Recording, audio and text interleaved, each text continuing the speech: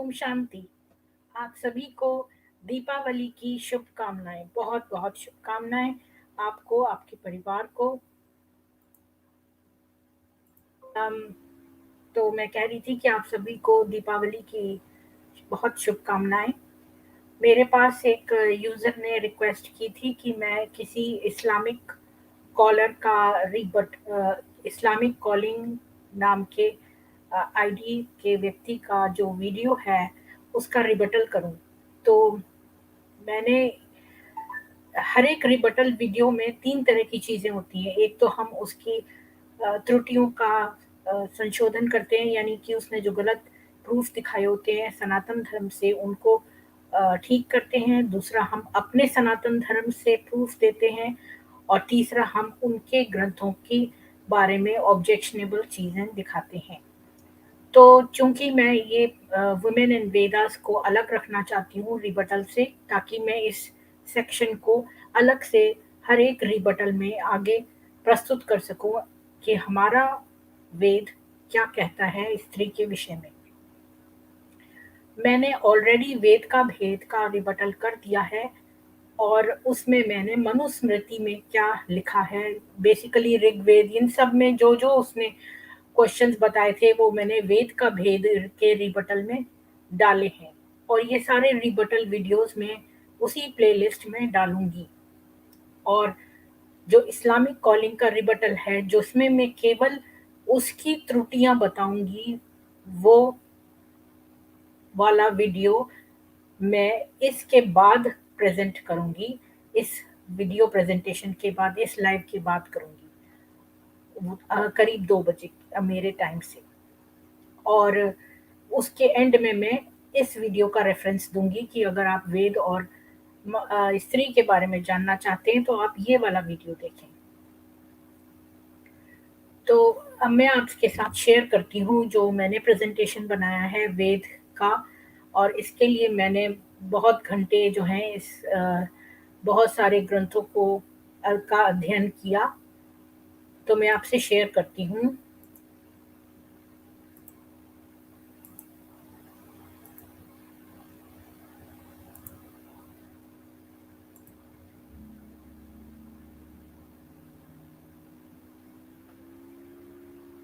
तो women and the Vedas.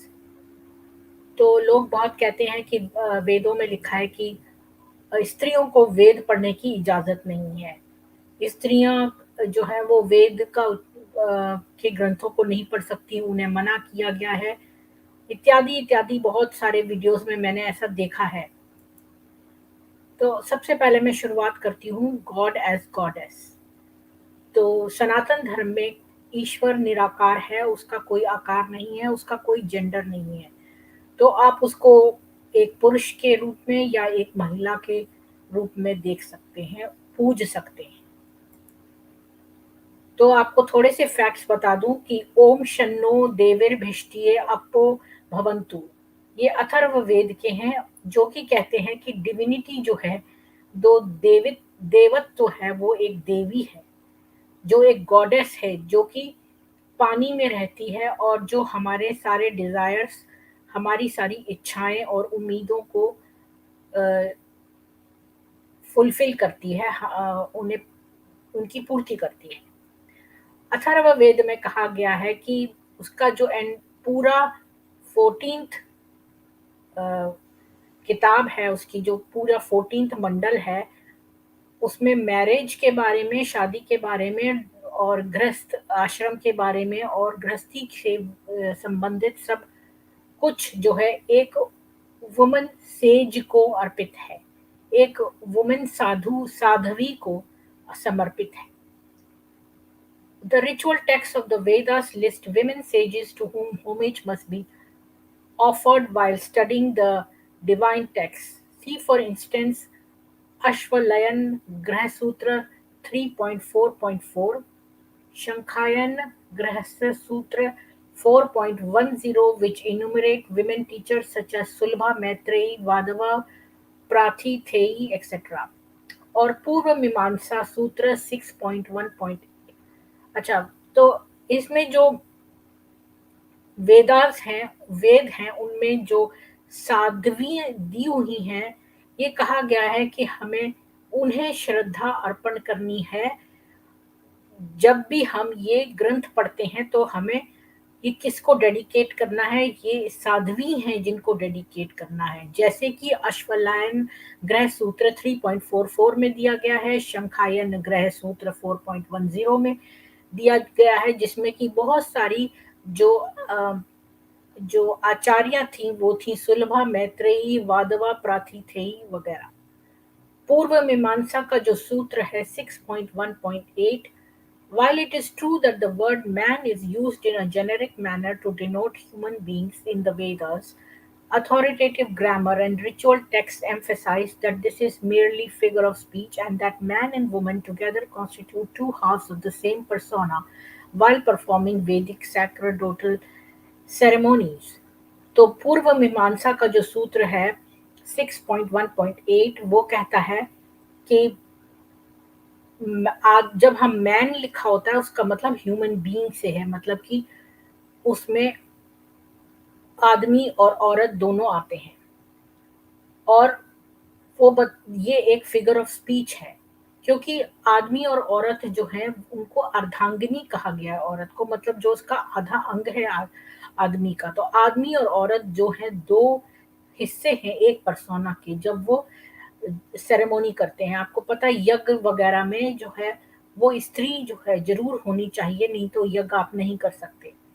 Katyayan श्रोत सूत्र 1.1.7 Vedic rituals texts emphasize that there is no difference between a man and woman insofar as the right to perform Vedic rites is concerned.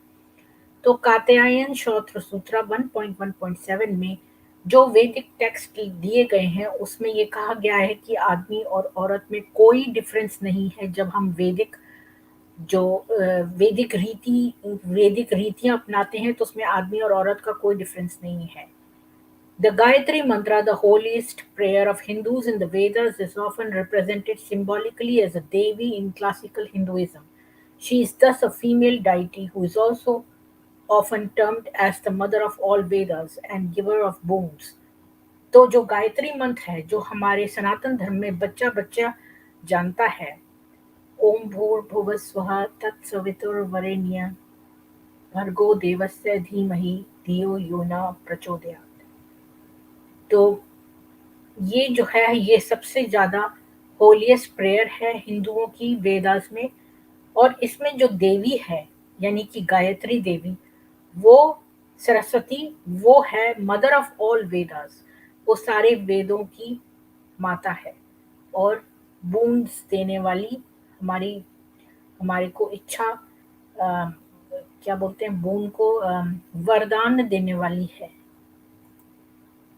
तो ये आपने देखा है कि ये जो गायत्री मंत्र है और ये जो मंत्र है वरदा वदे माता स्त्रिता मर्या वरदा वेद माता प्रचोदयन्ताम पावमानी द्विजानाम आर्यो प्रापानाम प्रजानाम पशून कीर्ति द्रविणम ब्रह्म वर्चसम महो द्वित्वा व्रजत ब्रह्मलोकम। तो इसका भावार्थ है हम वेद माता की प्रेरणा को सुनकर आयु प्राण प्रजा पशु कीर्ति द्रविण व ब्रह्मचर्य को प्राप्त करें। इन सब वस्तुओं का गर्व न करते हुए इन्हें प्रभु अर्पण करते हुए प्रभु, अब वो नीचे दब गया है थोड़ा सा,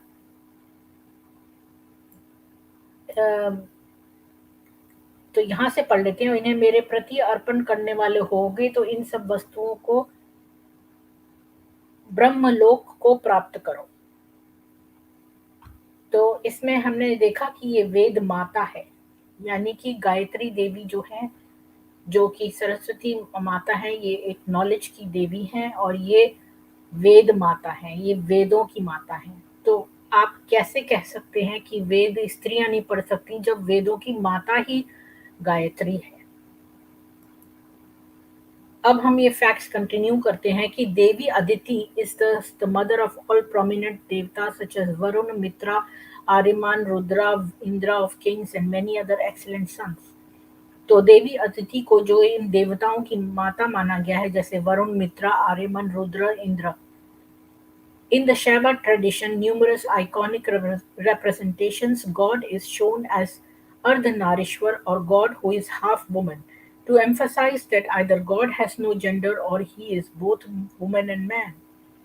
तो शैवा ट्रेडिशन में जो है गॉड को यानी कि ईश्वर को अर्धनारीश्वर रूप में दिखाते हैं, जैसे कि आपने ये तस्वीर में देख रहे हैं कि ये अर्धनारीश्वर है जो कि हाफ वुमन है, यानी कि ये सिंबॉलिक इमेज है जो कि दिखाती है कि ईश्वर जो है उसका कोई जेंडर नहीं है, वो दोनों है। आप उसे जिस भी रूप में एक्सपीरियंस करें, चाहे महिला के रूप में चाहे आदमी के रूप में।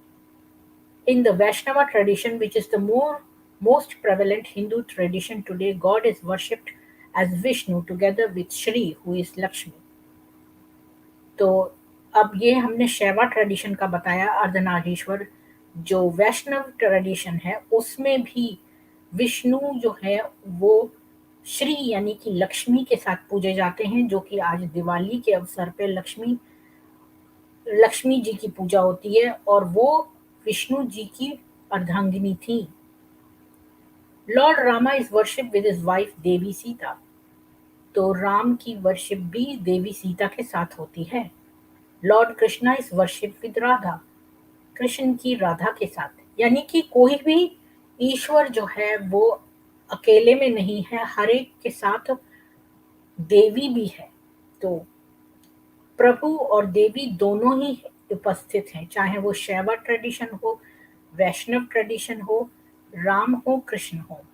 When God is worshipped as divine couple by Hindu, the name of the feminine typically precedes that of masculine. For instance, we say that we are worshipping Sita Ram, Radhe Shyam, Uma Mahesh और Shri Vishnu and so on.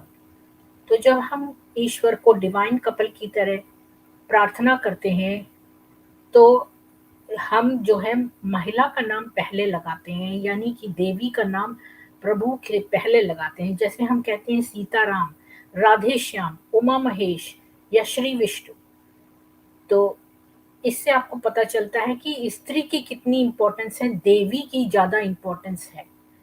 और अब मैं आपको बताती हूँ next point. Independent Hindu spiritual text with names such as Sitopanishad, Radhopanishad, and so on exist, which extol the greatness of the Devis in the divine pairs. तो हमने ऐसे ग्रंथ भी देखे हैं जिनका नाम रखा गया है सीतोपनिषद या राधोपनिषद, यानी कि देवियां जो हैं, जो वेद माता है वो तो गायत्री है, और जो भी देवियां हैं उनका नाम प्रभु से पहले आता है और उनके नाम से ग्रंथ भी हैं। जैसे कि आपने देखा होगा कि देवी अम्बा, जिसकी हम नवरात्रि में पूजा करते हैं, नवरात्रि के व्रत के बाद 10 दिन 9 दिन के व्रत के बाद हम जो है वो देवी नवरात्रि जय अम्बा देवी की पूजा करते हैं। गंगा मैया और भारत माता, ये दोनों भी माताएं, यानी कि नदियां भी माताएं हैं, भारत यानी धरती भी माता है, भारत भी माता है, और अन्नपूर्णा देवी यानी कि अनाज की देवी भी माता है, और जो नदियां हैं सप्त नदी वो भी माता है। तो इस तरह हमने देखा कि जितनी भी जो ईश्वर है, वो एक तो ईश्वर गॉडेस के रूप में है, वेदों की माता गायत्री है, और जितनी भी देवियां हैं उनके नाम देवों से पहले लिए जाते हैं और उनके नाम से ग्रंथ भी हैं। अब हम देखते हैं कि कैसे रेयर वर्चूज हैं विमेन के वेदास में। ऋग वेदा का 6th छठे मंडल का 61 सूक्ति का 4था श्लोक है, प्राणो देवी सरस्वती विजय भ्रेव जीविना जीनिवाति धीनम वित्रा युवतु। इसका अर्थ है, the goddess of learning Saraswati, endowed with divine virtues, powerful and protector of intelligence, may protect us by bestowing strength on us. Atharvaveda describes her as the symbol of religion or truthful behavior. अब इसको हम संस्कृत में actually में ऋग्वेद में से निकाल के देखते हैं। तो इसमें लिखा है, सरस्वती की आराधना हमारी अविद्या का विनाश करती है। यानी कि सरस्वती की आराधना करने से हमारी अविद्या यानी इग्नोरेंस का विनाश होता है।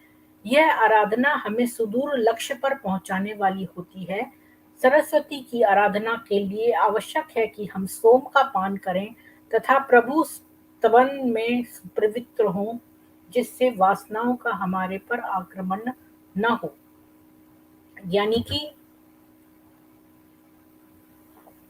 हम लस्ट से बच सकें और इग्नोरेंस हमसे दूर हो जाए और हम प्रभु में लीन हो जाएं। तो सरस्वती की आराधना करने से ये सब होता है। ऋग्वेद के 6 श्लोक का नहीं, ये तो मैंने कर लिया था। अब देखते हैं मनुस्मृति का दूसरे मंडल का 145 वर्ष। उपनीय तुम यह शिष्य वेदामह्य पयेद द्विजः संकल्प सराहस्यम च धर्माचार्य प्रचाक्षते। The one who can conduct the Upanaya Samskara and teach the Vedas is called the Acharya. तो आपको पता है कि जब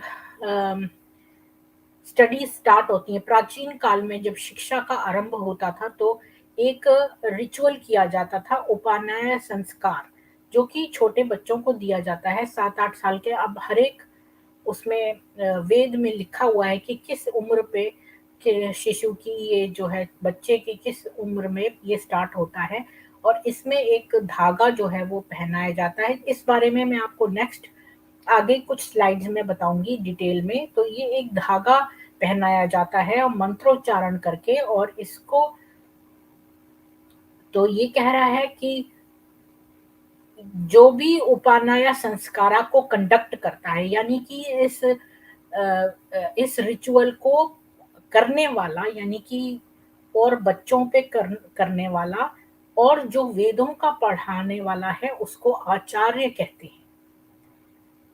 तो rank of 1 acharya is equal to 10 ordinary teachers. अगर आप आचार्य हैं, यानी कि आपने वो उपान्याय संस्कार किया है बच्चों के ऊपर और उन्हें वेद पढ़ाए हैं, तो आप आचार्य हैं। और अगर आप आचार्य हैं तो आप 10 साधारण अध्यापकों के बराबर हैं।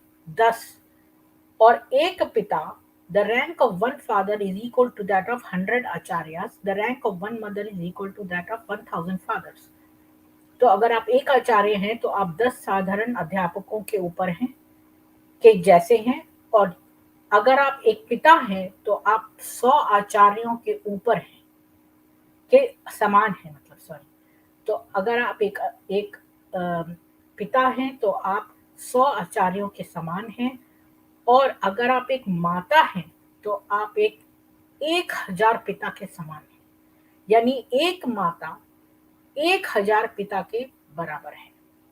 तो आप समझिए कि इसमें माता का कितना बड़ा महत्व दिया है कि माता जो है, चूंकि वो बचपन से ही शिशु के अंदर अच्छे, जब से वो प्रेग्नेंट होती है तब से वो अच्छे संस्कार देती है, अच्छा लिटरेचर पढ़ती है, अच्छे ग्रंथ पढ़ती है, वेद पढ़ती है, और प्रेग्नेंट होने पर उसके बच्चे के अंदर यही संस्कार आते हैं। आपने सुना होगा महाभारत में कि अभिमन्यु ने कैसे जो है पेट के अंदर ही गर्भ के अंदर सुन लिया था सब कि कैसे जो रण की कुछ चीजें सीख ली थी उसके गर्भ के अंदर ही।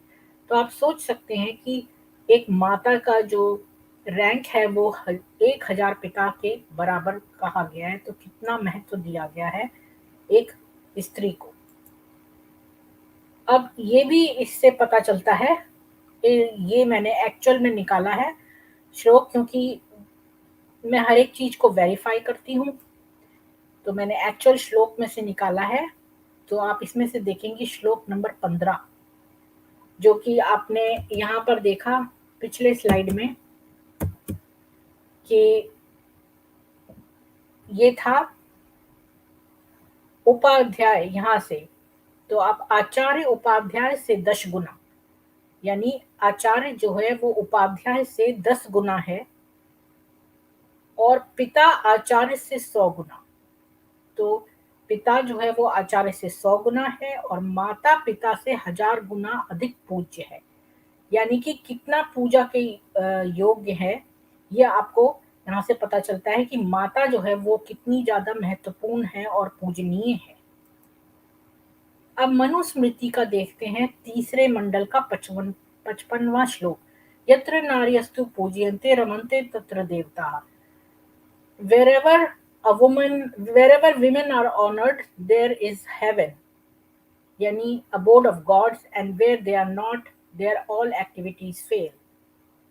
तो ये कहता है, मैंने एक्चुअल श्लोक भी निकाल लिया है, तो इसमें आप मिडल वाला देखिए, यत्र नार्यस्तु पूज्यन्ते रमन्ते तत्र देवता, यत्रेतास्तु न पूज्यन्ते सर्वास्त्रता फला क्रिया। यानी कि जिस कुल में स्त्रियों का सत्कार किया जाता है उस कुल पर देवता प्रसन्न रहते हैं, जहाँ नहीं किया जाता है वहाँ धर्म कर्म निष्फल होते हैं। और भी बहुत कुछ लिखा हुआ है जो स्त्रियों के लिए करना चाहिए, स्त्रियों का महत्व बताता है।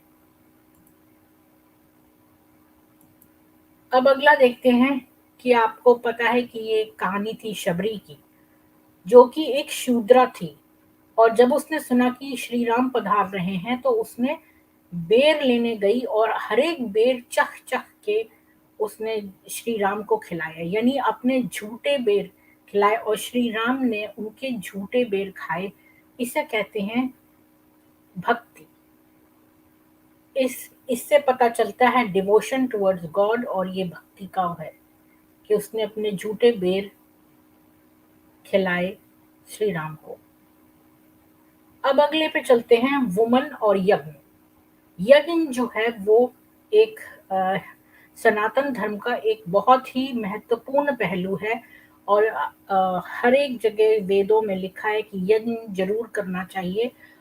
और अब हम देखते हैं क्या स्त्रियां यज्ञ कर सकती हैं।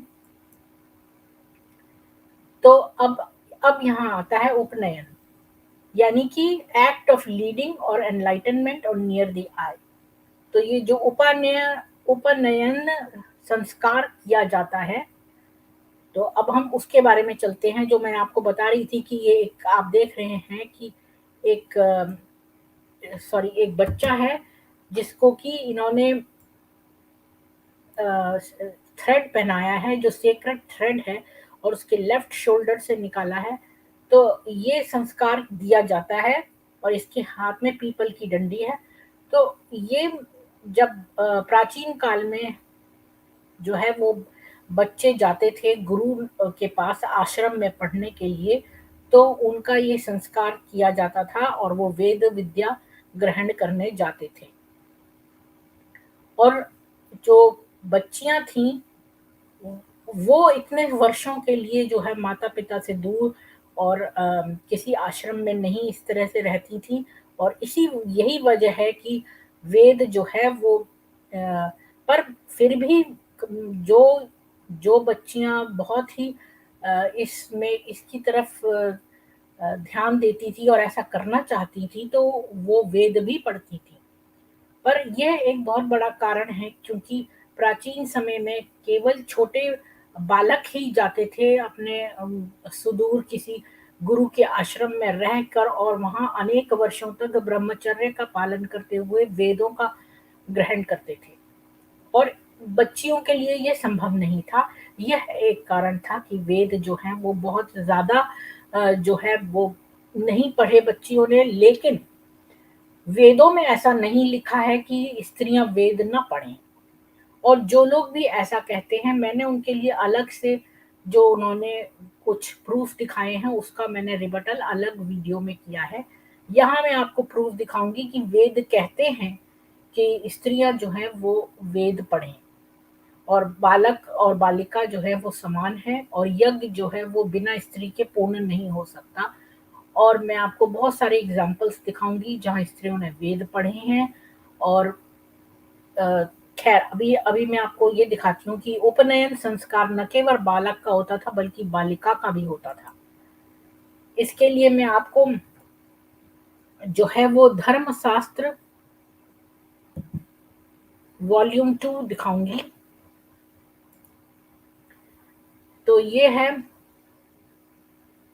अ,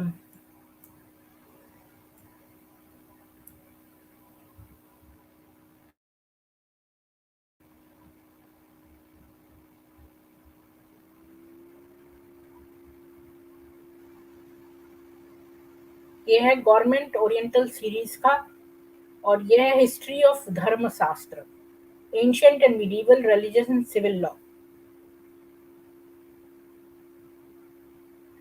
उसके वॉल्यूम 2 है, और ये बहुत पुराना है, 1941 का। और मैं इसकी सूची में जाके देखती हूँ।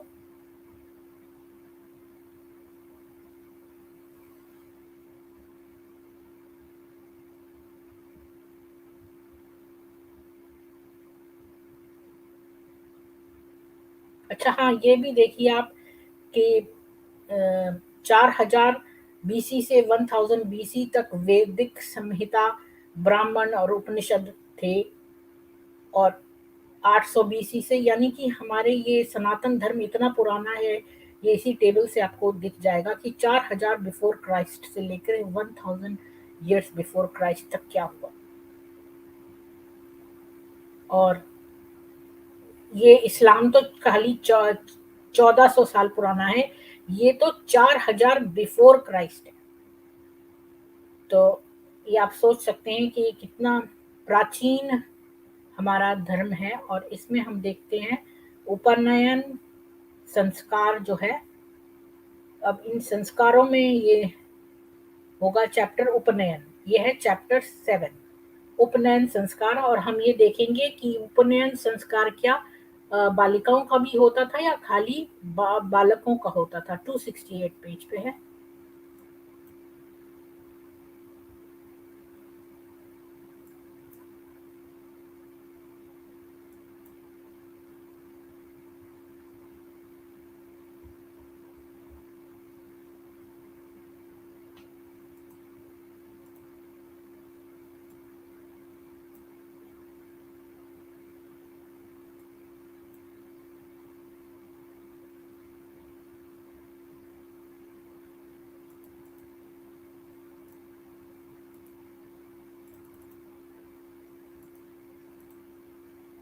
तो ये आ गया उपनयन चैप्टर 7 उपनयन का संस्कार। अब इसमें मैंने ऑलरेडी मार्क कर रखा है क्योंकि ये बहुत बड़े चैप्टर्स हैं और आप अपनी तसल्ली से इसको पढ़ सकते हैं।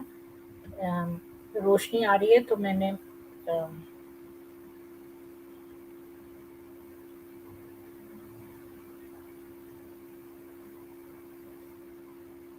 ये बहुत डिटेल में बता रहा है कि कैसे क्या क्या करें, किस उंगली से घी को छुएं, किस उंगली से क्या करें, बहुत ज़्यादा डिटेल में है ये। तो इसलिए पहले उसमें बालक का पूरा दिया हुआ कि कैसे करें, और फिर बाद में बालिका का है।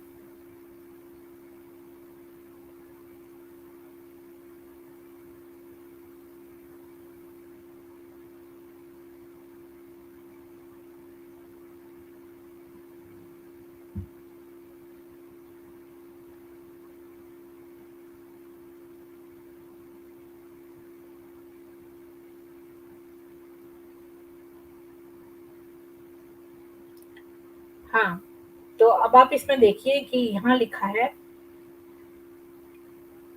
in the Govila Granth, it is said, leading forward towards the sacred fire from the house, the bride, who is wrapped in a robe and wears the sacred thread slung from her left shoulder in the Yajnopavit mode.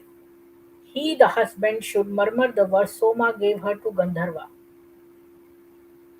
It is clear that the girl, according to Grobila, wore the यज्ञोपवीत, यानी कि जो यज्ञ करने के लिए जो धागा पहनते हैं वो उसने पहना हुआ है. The commentator to whom this procedure naturally seemed strange explains यजो यज्ञोपवीतम as meaning whose upper garment is worn in the fashion of the sacred thread. और उसका जो अपर गारमेंट है यज्ञोपवीतम का मतलब ये होता है कि जो उसका अपर गारमेंट है वही उसने एक थ्रेड की तरह पहना है. इन द संस्कार तत्व of Raghunandan, it is stated that Hari Sarma held that according to Gobila, the bride was to wear a yajnopavit.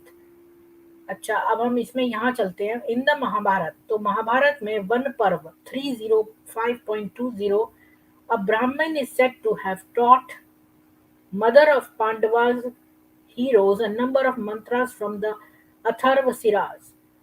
तो एक ब्राह्मण ने ऐसा इस वन पर्व में लिखा हुआ है कि एक ब्राह्मण ने जो है वो पांडवों की माँ यानी कि कुंती को बहुत सारे अथर्व सिरा के मंत्र सिखाए थे. हरिता prescribes that in the case of women, Samavartan took place before the appearance of menses. तो हरित ने कहा प्रिस्क्राइब किया था कि विमेन जो हैं उनके अंदर संवर्तन होता है मेंस्ट्रुएशन होने से पहले. Therefore brahmavadini women had upanaya performed in the 8th year from conception when they studied Vedic lore and finished studenthood at the age of puberty. तो चूंकि उनके मेंसेस की प्रॉब्लम होती है इसलिए ये उपानया जो है वो बालकों की तरह ही, बालकों का भी 6-7 वर्ष की उम्र में होता है और बालिकाओं का 8वें साल में जो है वो उपनयन रीति करी जाती है और उनकी स्टूडेंट उनको वेद पढ़ाए जाते हैं और वो स्टूडेंट रहती हैं जब तक कि वो प्यूबर्टी में नहीं आ जाती.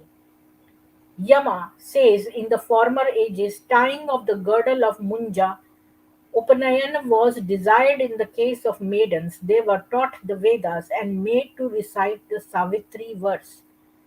तो यहाँ यम कहते हैं कि पूरा प्राचीन काल में मुंज जो है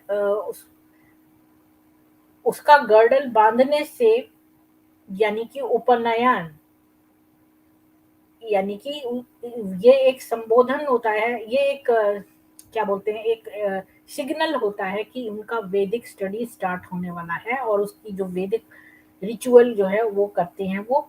और उसके बाद सावित्री मंत्र यानी कि गायत्री मंत्र के साथ और उसको जो है वो वेदास पढ़ाते हैं. तो यहाँ साफ लिखा है they were taught the Vedas and made to recite the Savitri मंत्र. तो गायत्री मंत्र उनसे गवाया जाता है और वेद पढ़ाए जाते हैं. Either their father, uncle or brother taught them and not a stranger, and begging was prescribed for a maiden in the house itself, and she was not to wear deer skin or bark garment and was not to have matted hair.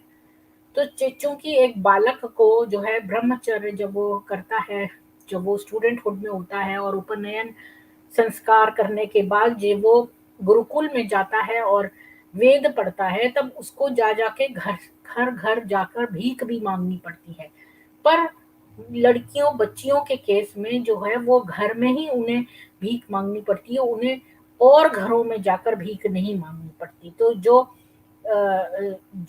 बच्चियां हैं उनके लिए थोड़ा सा फर्क कर दिया है कि वेद तो वो पढ़ेंगी पर जो भीख मांगेंगी वो घर ही में जाके मांगेंगी. और फिर ये पढ़ते हैं इन बाणभट्ट कादंबरी. Mahashweta, who was practicing tapas, is described as one whose body was rendered pure by wearing a Brahma Sutra, यज्ञोपवीत. और बाणभट्ट की कादंबरी में जो महाश्वेता है जो है उसकी नायिका है जो कि तपस कर रही यानी वो तप कर रही है और उसकी बॉडी भी ब्रह्म सूत्र से प्योर है और वो भी यज्ञोपवीत है. तो अब आपने देखा कि यहाँ साफ साफ लिखा है कि बच्चियों को जो है वो वेद पढ़ाए जाते हैं. तो ये जो जिसने भी आपको ये बोला है कि वेद नहीं पढ़ाए जाते, वो गलत है, और ये साफ साबित करता है कि बच्चियों को भी वेद पढ़ाए जाते थे। पर भीख जो है वो घर घर जाके नहीं मांगती थी।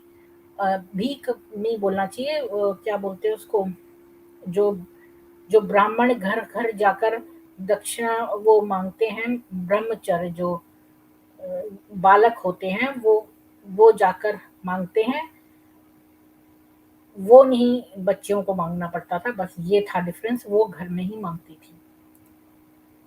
अब कालिदास की आप पढ़िए ये स्टोरी। आपने ये देखी होगी कि कालिदास जो था वो एक वो था, ये आपने तस्वीर देखी होगी कि कैसे एक आदमी जो है वो बैठ के उसी डाल को काट रहा था जिस पर वो बैठा था। तो इसकी स्टोरी भी बड़ी इंटरेस्टिंग है, और मैं आपको इसकी स्टोरी बताती हूँ।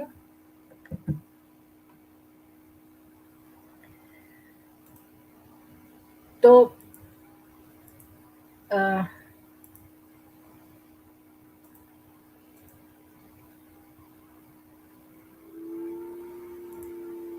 हाँ,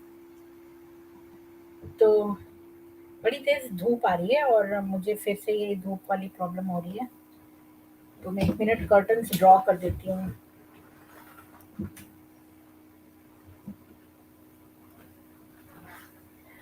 हाँ, तो आपको ये कालिदास की स्टोरी बताती हूँ कि कालिदास जी जो थे वो एक अ, उनका जन्म जो था वो उसमें हुआ था, उत्तराखंड में, एक रुद्रप्रयाग जिले में कविल्ठा गांव में हुआ था। और वहां पर उस समय जो एक राजा था उसका नाम भीमा शुक्ल था। वो काशी में राज करता था, और उसकी एक बेटी थी जिसका नाम था विद्योत्तमा। और विद्योत्तमा जो थी वो बहुत शास्त्रार्थ में, वो बहुत वेदों की पढ़ी, वेदों बहुत वेद पढ़ी हुई थी और बहुत स्कॉलरली थी। तो उसका जो वहां पर एक बहुत बड़ा स्कॉलर होता था, उसका नाम था वारुचि। वारुचि जो था वो उसके साथ करना चाहता था शादी, लेकिन उसने मना कर दिया कि इससे तो ज्यादा मैं ही विद्वान ज्यादा हूँ।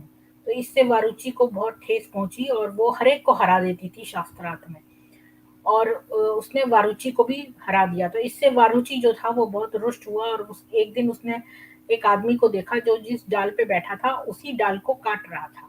तो उसे लगा कि उसे बड़ी हंसी आई। फिर उसने सोचा ये अच्छा होगा, ये बहुत अपने आप को घमंडी है, ये विद्योत्तमा बहुत घमंडी है, तो क्यों ना इसे मजा चखाया जाए।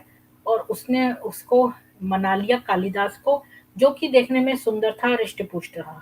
तो उसने उससे कहा कि जो भी तुमसे पूछे उस पे चुप रहना और कोई जवाब मत देना। ऐसे समझा बुझा के उन्होंने जो है वो शास्त्रार्थ शुरू करवाया विद्योत्तमा और कालिदास के बीच में।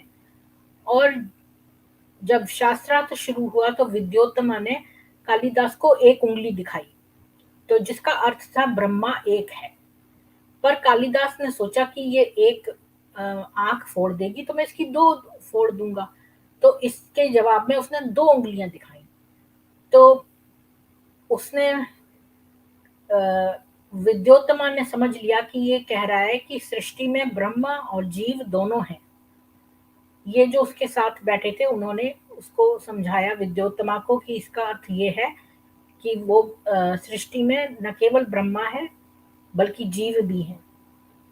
तो फिर वो समझ गई। फिर उसने 5 उंगलियां दिखाई, जिसका अर्थ था कि हमारा जो शरीर है वो 5 तत्वों से बना है। तो इस पर कालिदास ने सोचा कि ये मुझे थप्पड़ मारना चाहती है, तो उसने अपनी जो है वो उस उंगलियों को जो है जोड़कर ऐसे दिखाया मुक्का। और उसने कहा कि अच्छा, तो मैं इसे मुक्का मारूंगा। तो उसने मुक्का दिखाया। तो उसके साथ जो स्कॉलर्स थे, विद्वान थे, उन्होंने विद्योत्तमा को कहा कि इसका मतलब है कि पांचों तत्व तो अलग हैं पर मन तो एक ही है, और मन सभी तत्वों को संचालित करता है। इसलिए विद्योत्तमा को जो है वो उसने वो उसका लोहा मान गई और उसने कालिदास ने विद्योत्तमा को हरा दिया और इस प्रकार दोनों में शादी हो गई। और इसके बाद जब विद्योत्तमा को बाद में पता चला कि कालिदास तो निरानिर मूर्ख है, तो तब तक बहुत देर हो चुकी थी, तो उसने उसको इतना शर्मिंदा किया कि वो अपना घर छोड़ के चला गया और उसने जाकर वेद और बहुत शास्त्रों का अध्ययन किया और बाद में वो उसने बहुत संस्कृत के बहुत सारे ग्रंथ लिखे और जिसमें कि आपने फेमस हैं जैसे मेघदूत, कुमार संभव और रघुवंश, ये सब उसने लिखे। तो तो ये थी कालिदास की कहानी कि कैसे विद्योत्तमा भी थी जो कि बहुत शास्त्रार्थ पढ़ती थी और जो बहुत ही पढ़ती थी, कह रही हूँ शास्त्रार्थ करती थी, क्योंकि वो वेदों की बहुत बड़ी ज्ञाता थी। तो अगर स्त्रियों को वेद पढ़ना अलाउड नहीं था, तो विद्योत्तमा ने कैसे पढ़ लिए उस समय, काशी की जो राजकुमारी थी। तो अब मैं आपको अगला दिखाती हूँ मध्यांदिना बृहदकरण्य उपनिषद से। तो उसके लिए मैं शेयर करती हूँ आपसे।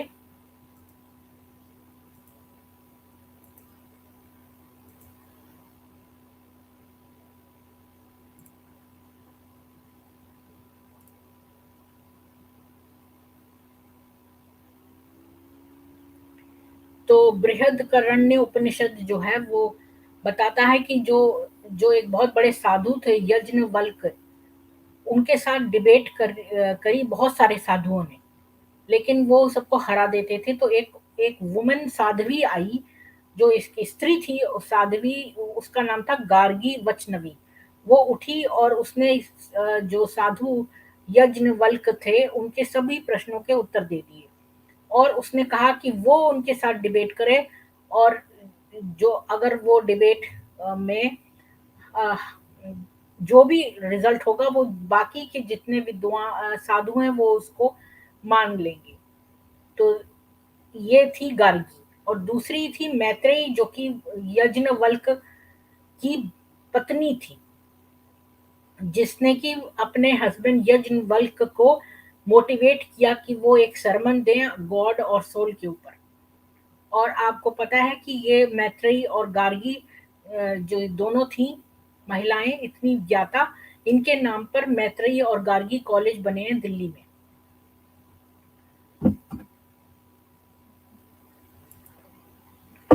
अब Shankar Digvijay 9.63।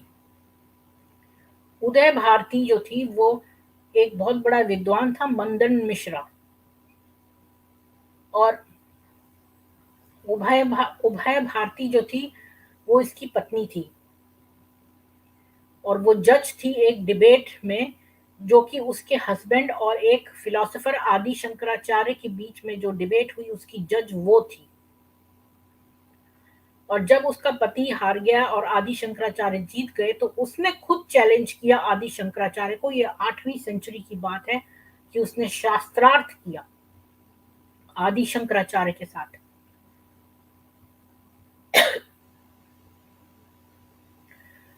The biography Shankara Digvijay of Madhava states that she knew the Vedas, the six Vedangas, prerequisite sciences for studying Vedas, poetics, and several other branches of learning. When she debated with Sankaracharya, the audience was dumbfounded with their erudition and skill in which she marshaled Vedic citations, logical arguments, and profound thoughts.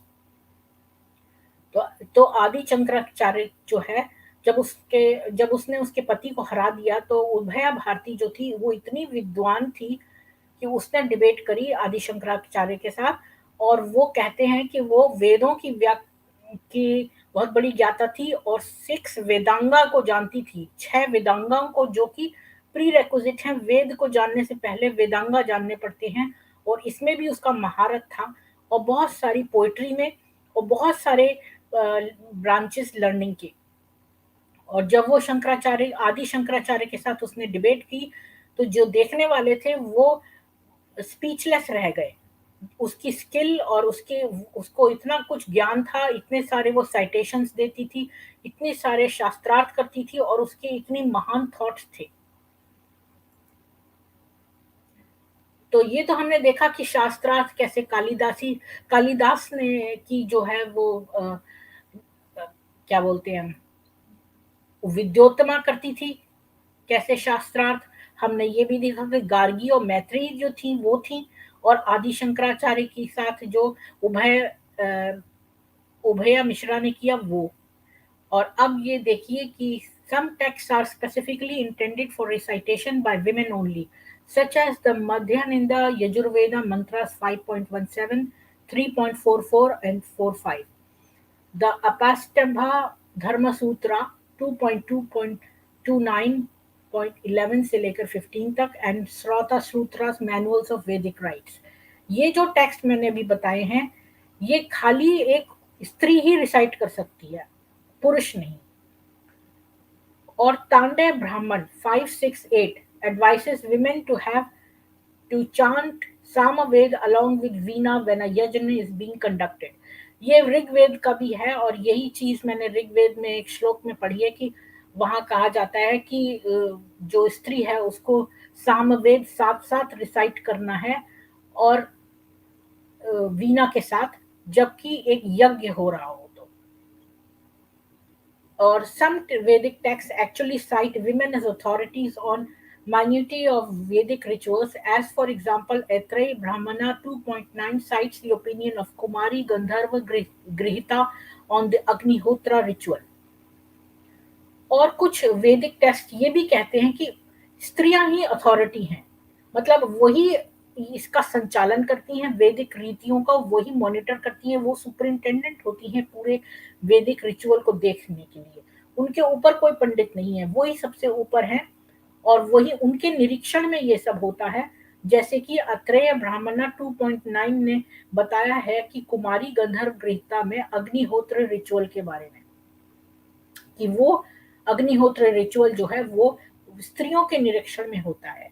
गौभिला ग्रह सूत्र 1.3.15, खदीरा ग्रह सूत्र 1.5, 17 और 18। Since the wife is indeed the pivot of the house, she was entitled to perform the Sandhya or the morning and evening rituals with the sacred altar and Vedic texts. All women in the Aryan Vedic society used to wear the sacred thread either as brahmacharinis or as married women। तो जो गोभिला ग्रह सूत्र है और खदीरा ग्रह सूत्र है, इनके जो मैंने आपको बताया है वर्ष नंबर, इसमें जो है ये कहा है कि वाइफ जो है, जो स्त्री भार्या है, वही मेन है एक एक ग्रह में, एक गृहस्थ आश्रम में एक पत्नी ही मेन है। और उसको संध्या पूजा, मॉर्निंग और इवनिंग की जो रिचुअल्स हैं, जो सेक्रेट ऑल्टर बनाते हैं और जो वैदिक टेक्स्ट पढ़ते हैं, उसके लिए वही रिस्पॉन्सिबल है। यानी क्योंकि घर की मालकिन वो है, तो जो घर में होने वाली जो वंदन है, जो मॉर्निंग में होता है और जो इवनिंग में, उसके लिए केवल एक जो है महिला ही, जो घर की मालकिन है, वही रिस्पॉन्सिबल है। All women in the Aryan Vedic society used to wear the sacred thread। तो जितनी भी स्त्रियां थी वो सब वो उपनयन जो आपने को मैंने बताया था, जो एक सेक्रेट थ्रेड है जो वैदिक शिक्षा ग्रहण करने से पहले दिया जाता है, वो सब वो पहनती थी, चाहे वो ब्रह्मचारिणियां हो, चाहे वो मैरिड विमेन हो। इन कादम्बरी बाय डंडिन, उसमें महाश्वेता के बारे में कहा गया है। और सॉरी, ये इतना बड़ा टेक्स्ट हो गया कि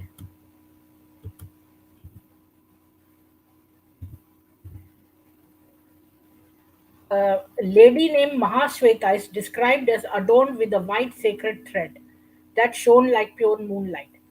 तो एक 8th सेंचुरी में भी एक कादम्बरी जी थी, वो भी बहुत वैदिक रिचुअल्स करती थी, और वो भी एक सेक्रेट थ्रेड पहनती थी। ये उपनयन, ये जो वैदिक रिचुअल का थ्रेड है, जो जो कि वेद पढ़ते हैं उनका, तो वो भी पहनती थी, जो कि चमकता था चांदनी की तरह। और आपने देखा होगा कि सनातन धर्म में जो जो शादियां होती हैं, वो भी उनमें सप्तपदी होती है, तो उसमें भी 4 3 या 4 राउंड्स जो हैं वो स्त्री आगे रहती है पुरुष के। जैसा कि आप इस पिक्चर में देख रहे हैं, तो आपने अगर शादी की है तो आपको पता होगा कि उसमें कुछ राउंड जो हैं वो स्त्री के पहले पीछे-पीछे उसका हस्बैंड होता है और आगे-आगे वाइफ होती है। रामायण और महाभारत में देखते हैं, रामायण में जो कौशल्या थी, वो डेली अग्निहोत्र करती थी। अग्निहोत्र मतलब फायर सैक्रिफाइस, और ये एक तरह का यज्ञ होता है, और यज्ञ वही करते हैं जो वेद पढ़े होते हैं, with Vedic mantras, as do Tara and Sita. तो ये सब करती थी। तारा जो थी वो शायद बाली की स्त्री थी, और सीता राम की स्त्री, और ये सब वैदिक मंत्र पढ़कर अग्निहोत्र करती थी कौशल्या के साथ साथ ये लोग भी। और महाभारत में देखें तो सावित्री, सावित्री जो थी वो सत्यवान की सावित्री, और अम्बा जो थी वो जो 3 बहनें थी, अम्बा, अम्बालिका वगैरह, जिनको कि जो क्या नाम था उनका, अम, अभी मुझे ध्यान नहीं आ रहा, वो ले आए थे। तो वो वो भी वैदिक रिचुअल करती थी, वैदिक टेक्स्ट पढ़कर। तो ये सब आपने देखा कि न केवल रामायण के ज़माने में, आदि शंकराचार्य के ज़माने में, कालिदास के ज़माने में, इन सब में जो है वैदिक रिचुअल्स करती थी स्त्रियाँ, और वेद पढ़ती थी। तो यहाँ मैंने रामायण का प्रूफ दिया है, महाभारत का दिया है, और मैं आपको इससे भी दिखाती हूँ रामचरितमानस से। उसमें लिखा है, Kaushalya, who was interested to practice religious vows regularly, was appearing auspiciously by wearing a white silk sari and gladly performing sacrificial ceremony in a sacred fire by reciting Vedic hymns. तो आपने ये देखा कि जो ये रामायण का श्लोक है नंबर 15, इसमें ये दिया है कि कौशल्या जो है वो जो है रेगुलरली अपने वाउस को जो है प्रैक्टिस करती थी, जो उसने वचन लिए थे, और वो एक वाइट सिल्क की साड़ी पहनती थी, और वो एक सैक्रिफिशियल सेरेमनी करती थी जो कि अग्निहोत्र जिसको कहते हैं, सेक्रेड अग्नि में, और वैदिक हिम्स को रिसाइट करती थी। तो जिसने वेदा नहीं पढ़ा वो वैदिक हिम्स कैसे रिसाइट कर सकता है? तो ये इसका श्लोक है, तो मैं श्लोक नहीं पढ़ूंगी और ये इसका पूरा ट्रांसलेशन है। अब 5 जो पंच कन्याएं हैं इनको बहुत पूजा जाता है। एक तो कुंती जो पांडु की पत्नी थी और 5 पांडवों की माँ थी, वो एक स्कॉलर थी अथर्ववेदा की। तो वो बहुत बड़ी ज्ञाता थी, स्पेशली उसकी स्पेशलिटी जो थी वो अथर्ववेदा थी, उस पे उसका महारत था। द्रौपदी जो थी वो जो 5 पांडवों की थी पत्नी, और जो लॉर्ड कृष्णा उसको खुद बचाने आए थे। तारा जो थी वो किंग बाली की थी और वाइफ थी, और जो सेज गौतम की वाइफ अहिल्या थी, और एक मंदोदरी जिसने कि रावण से कहा कि वो सीता को छोड़ दे। ये पांचों जो हैं ये सब वेद पढ़ी हुई थी, और ये सब जो थी इनको पंचकन्या कहा जाता है, जो कि ये बहुत इनको ऊंचा महत्व दिया जाता है। और ये भी डिवाइन विमेन है। सीता, आपको पता है माता सीता जो कि धरती से निकली थी और जनक की बेटी थी, और श्री राम की पत्नी थी, और इनकारनेशन थी देवी लक्ष्मी का, क्योंकि श्री राम जो थे वो विष्णु के अवतार थे, तो सीता जो थी वो लक्ष्मी जी की अवतार थी। सावित्री वो सत्यवान वाली सती, और अरुंधति जो कि वशिष्ठ की। ये 4 जो थी ये डिवाइन वुमेन थी, और दमयंती जो थी वो भी विमेन सेंट्स भी हुई हैं। जैसे मीराबाई, आपको पता है मीराबाई एक बहुत बड़ी सेंट थी, और वो भजन गाती थी, एक तारा बजाती थी, और वो उसने ये कहा था कि, खैर अब मैं उसका बहुत डिटेल नहीं जाऊंगी, नहीं तो ये वीडियो बहुत लंबा हो जाएगा। अक्का महादेवी लल्लेश्वरी, लल्लेश्वरी वो थी जो कश्मीरी सेंट थी वो, और जो कि 2 तरह के नॉट्स बांधती थी, एक लेफ्ट साइड पे एक राइट साइड पे, और जब कोई उसे बुरा कहता था तो एक नोट इधर का खोल देती थी, जब कोई अच्छा कहता था तो एक नोट उधर का। तो ऐसे उसकी भी कहानी है। Andal, Karaikal, Ammaiyar, Thilakavathiyar, Mangai Karachaiyar, Pravaiyar, Changaliyar, Chembiyan, Medhiviyar, Oviyar and other saintly women. तो ये साउथ इंडिया की सेंटली विमेन्स भी इसमें दी हुई हैं जो मिडिवल इंडिया में थी, और ये साध्वी थी सब। और एक्चुअली में क्या है कि जो एक और ग्रंथ है उसमें लिखा है कि कितनी प्रकार की स्त्रियां होती हैं, तो जो जो इस तरह के अपना पूरा जीवन जो है प्रभु में डिवोट कर देती हैं, वो एक उसमें आती हैं कैटेगरी में। और उस वो जो है वो स्पेशली वेद धर्मों की बहुत फॉलो करने वाली होती हैं। अब देखिए, वैदिक women well versed in Vedas and वैदिक रिचुअल्स। गोषा, गोदा, विश्ववरा, पाला, अदिति, जहू, इंद्राणी, वेदवती, उर्वशी, शची, श्रीथावती, सिद्धा, श्रीमती, शिवा, सुलभा, स्वधा, वपुना, धारिणी, रोमाशा, लोपमुद्रा, यमी, शश्वथी, इदा, गार्गी और मैत्री। ये सारी विमेन जो थी, ये सारी स्त्रियां, करीब 21 स्त्रियां हैं, 21 या 25, जो ये बहुत वेल वर्स्ड थी वेदों में और वैदिक रिचुअल्स में। और देखो ऋषिका, ये सारी ऋग्वेद में दी हैं, ये ऋषिका दी है।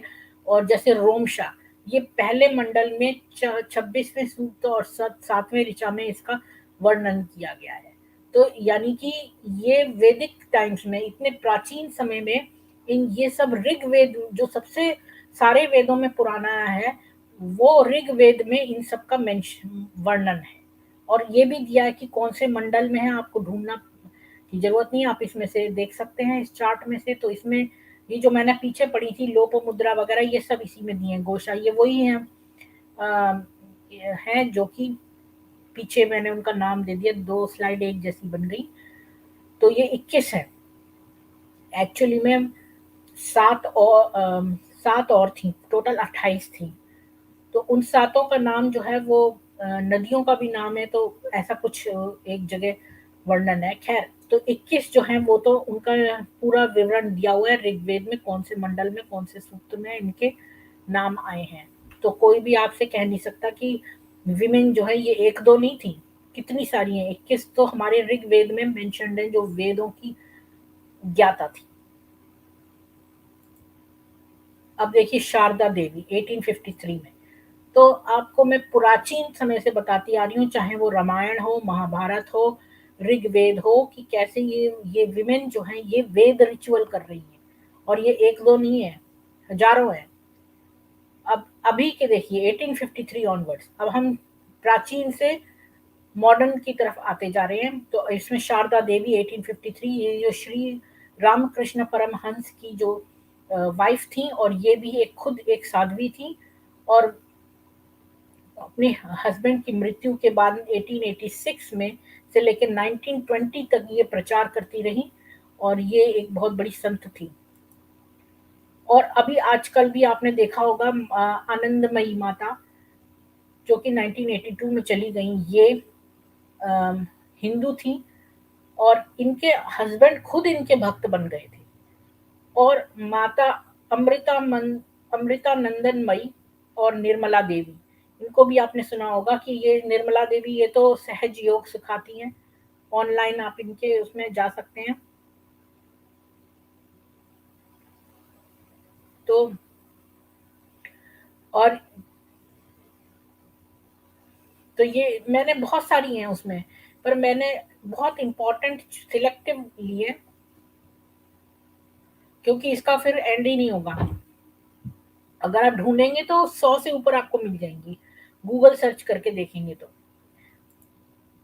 तो अब मैं आपको एक दिखाती हूँ और प्रूफ।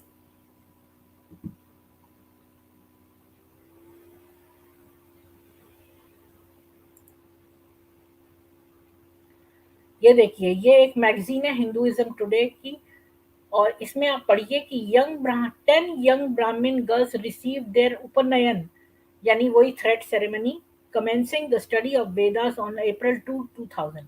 यानी 10 ब्राह्मण लड़कियों ने जो है वो थ्रेड विद्या, वो जो थ्रेड रिचुअल करा और वेदास पढ़ने का शुरुआत करी।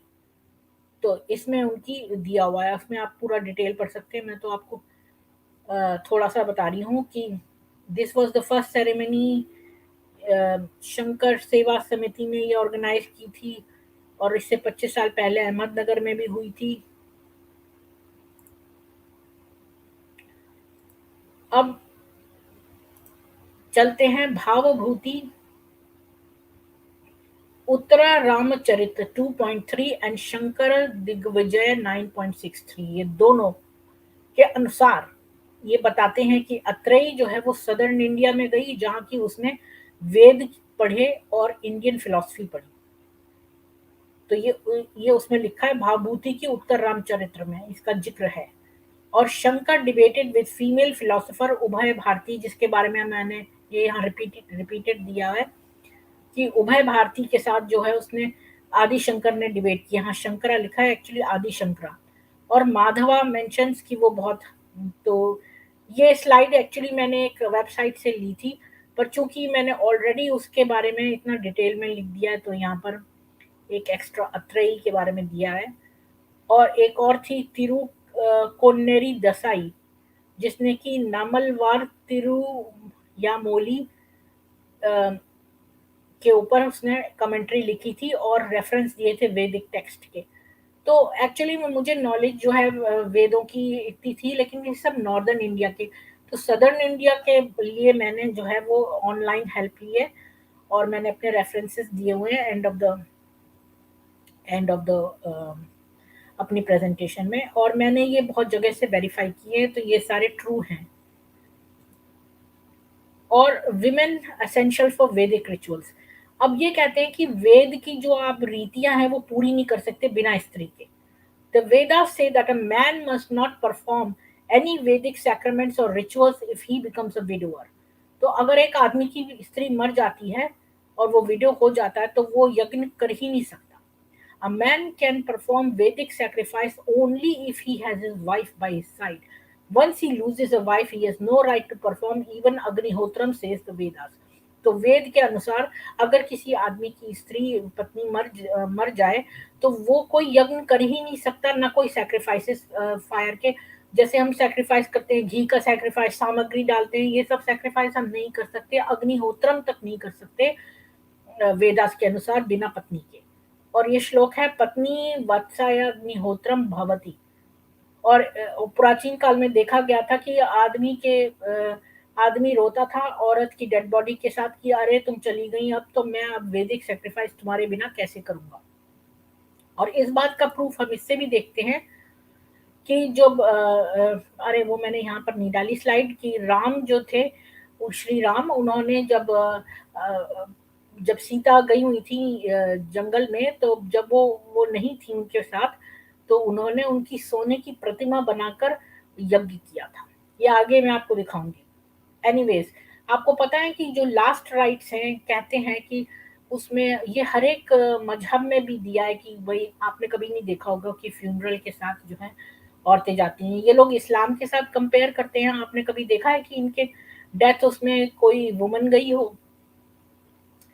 और हमारे स्क्रिप्चर्स में कुछ भी नहीं कोई कोट कर सकता कि वुमेन को मना किया गया है वेद पढ़ने से, बल्कि इसके विपरीत मैंने आपको प्रूफ दिखाया है कि लिखा है कि वुमेन को वेद पढ़ाए जाते थे। और एक औरत थी गुलाब बाई त्रिपाठी, जो कि 11 साल से की उम्र से ही उसने डेथ राइट्स भी करने शुरू कर दिए, क्योंकि आपको पता है कि पंडित ही जो है वो जन्म के राइट्स करता है, और पंडित ही जो है वो यानी वेदों का ज्ञाता पंडित वही करता है लास्ट राइट्स भी। और ऐसी एक स्त्री थी गुलाबबाई त्रिपाठी, उसने अपना अपना घाट खोला रसूलाबाद, और उसने ये करा 11 साल की उम्र से। तो इसको भी मैं आपको शेयर करती हूँ। ये देखो, Hindu women performs last rites, और उसमें लिखा है कि ये देखिए ये है कि वुमेन जा रही है और उसने लास्ट राइट्स किए हैं। महाराष्ट्र में भी वुमेन कह रही है, मदर इन लॉ अपनी सास की बॉडी के लास्ट राइट्स कर रही है। वुमेन देखो, ये वुमेन भी जा रही है। और मुसलमानों में कभी ऐसा नहीं होता, वुमेन को नहीं ये लोग इतना महत्व देते। अटल बिहारी वाजपेयी जो हमारे पहले पूर्व प्रधानमंत्री रहे हैं, उनकी जो बेटी थी अडॉप्टेड फॉस्टर, वो भी उनकी उसको लाइट कर रही है, वो अग्नि दे रही है। और चेन्नई की वुमेन जो है वो एक अ, वो चलाती है क्रेमेटोरियम, जहाँ पर लोग जो है क्रीमेट किए जाते हैं, जलाए जाते हैं, तो वो उसको ओन करती है। और अब देखिए ये कितनी सारी आपने देखी होंगी कि मल्लिका Sarabhai gave a tribute to her mother Mrilani Sarabhai by performing Nitranjali and lighting the pyre। तो उसने जो है वहां पर नृत्य किया और उसने वो भी जलाया, उसकी अग्नि दी। तो ये सब आपको कहीं नहीं मिलेगा इस्लाम में। इस्लाम में औरत को दबा के और घर के अंदर रखा जाता है, पर्दे के अंदर। 100 मीटर का जो है वो उसके ऊपर क्या बोलते हैं, पर्दे पर्दे में रखा जाता है, पर्दा डाल के उसके ऊपर मनो कपड़े लाद के। और उनको कोई इजाजत नहीं है बाहर जाने की, ना कोई वेद। ये लोग कहते हैं कि हाँ लिखा है कि उसको उसको पूरी आजादी होनी चाहिए पढ़ने के लिए। लेकिन आप ये देखिए कि अगर आपने किसी के दांत ही तोड़ दिए और कहा उससे, या उसके पंख काट दिए किसी पक्षी के और कहा कि ये उड़ जाए, ऐसा नहीं हो सकता। तो आपने छोटी बच्चियों को रेप कर करके उनको जब मेंस्ट्रुएशन नहीं होता, मैंने ऐसी वर्सेस दिखाई है इन ह्यूमैनिटी इन इस्लाम में, कि कैसे ये लोग बहुत छोटी बच्चे जिनके की जो मेरे को तो कहते हुए भी शर्म आती है, जिनके की जितने भी प्राइवेट पार्ट्स हैं वो मिक्स ना हो जाए। मैंने आपको वो वाली वर्स भी दिखाई है कि ये लोग इतनी छोटी बच्चियों के साथ सेक्स कर रहे हैं और इनमें इतनी शर्म नहीं है। और फिर ऊपर से कहते हैं कि हम इनको आज़ादी दे रहे हैं पढ़ने की। जब तुमने एक के पर ही कतर दिए, तो इसके बाद तुम उसको कह रहे हो कि तुम उड़ लो। ऋग्वेद की तीसरे मंडल की 53 सूक्ति का थर्ड श्लोक clearly asks every husband to be accompanied by his wife during the yajna ceremony. तो ये ऋग्वेद का जो श्लोक मैं आपको नेक्स्ट पेज पे दिखाऊंगी संस्कृत का, कि उसमें वो हस्बैंड जो है उसको जरूर अपनी वाइफ को रखना पड़ेगा यज्ञ कोई भी करते समय। तो ये हमें ऋग्वेद का जो श्लोक है वो ये है। और इसमें पत्नी पति को मिलकर प्रभु स्तवन के लिए प्रेरित करती है, इसी में पत्नी का प्रतित्व है। तो मतलब पति और पत्नी, और यहाँ से आप देख सकते हैं पत्नी कहती है कि हे यशशील मेरे साथी, हम मिलकर प्रभु का शंसन करें। आप में प्रतिग्रहणी यज्ञ विषयक मेरे उत्साहवर्धक शब्दों को कहिए। हम दोनों इस परमेश्वरशाली प्रभु के लिए के प्रिय स्रोत को कृणवाव करें। मतलब हम दोनों मिलके पूजा करते हैं, हम मिलकर प्रभु के लिए स्तुति वचनों का उच्चारण करें। यानी कि पति और पत्नी दोनों मिलकर जो है वो यज्ञ करते हैं। एक जने को अलाउड ही नहीं है, वो यज्ञ कर ही नहीं सकता। अब ये देखिए, ये है मैं आपको बता रही थी कि यहाँ राम जो है, श्री राम, उन्होंने अपनी सीता की सोने की मूर्ति मिलाकर उनके साथ बैठकर यज्ञ किया। बिना स्त्री के यज्ञ संभव नहीं था, तो उसे स्वरूप मानकर और फिर उसे दान कर दिया। तो मतलब इतना गोल्ड वो दान उसमें आहुति करी। अथर्ववेद का 14वें का एक पहले सूक्ति का 64th श्लोक है। लेट देयर बी वैदिक prayers in front of her, behind her, at the centre and at her ends. By doing so, let God's inviolable grace illuminate her home with good fortune and dignity। तो अथर्ववेद का जो ये श्लोक है, ये कहता है कि वैदिक प्रार्थनाएं हैं वो उसके सामने हो, उसके पीछे हो, सेंटर में हो, उसके उसके एंड में हो। और इससे जो है गॉड की ग्रेस जो है हमारे पूरे घर को प्रकाशमान करेगी और हमें अच्छा प्रॉस्पेरिटी लाएगी और हमें गुड फॉर्च्यून लाएगी। तो यहाँ लिखा है, नववधू को वह घर प्राप्त हो जहाँ सब प्रभु का स्मरण करने वाले लोग हों, जिस घर में रोग नहीं, जिस घर में लोग देववृत्ति के हैं, यहाँ यह कर्तव्य परायण सुखी जीवन वाली होए। और इससे आपको पता चलता है कि ये नववधू भी जिस घर में जा रही है वहां सब कुछ वेद वाला हो और प्रभु को याद करने वाला हो, ताकि उसके प्रकाश से और उसकी ब्लेसिंग से उनका घर जो है सुखमयी रहे। ऋग्वेद का 8.33 का 19 श्लोक है, a woman can be Brahma, स्त्री ही ब्रह्मा विभु विदाहा, मतलब स्त्री ही ब्रह्मा है। ये कैसे हम देखते हैं कि निरी निरी निर्भिमान वैशाली स्त्री ही गृहस्थ यज्ञ की ब्रह्मा बनती है। तो निराभिमान मतलब जिसके अंदर अभिमान न हो, जो शालीन हो, ग्रेसफुल, वही जो गृहस्थ का यज्ञ है उसकी ब्रह्मा है, वो उस यज्ञ की ब्रह्मा है।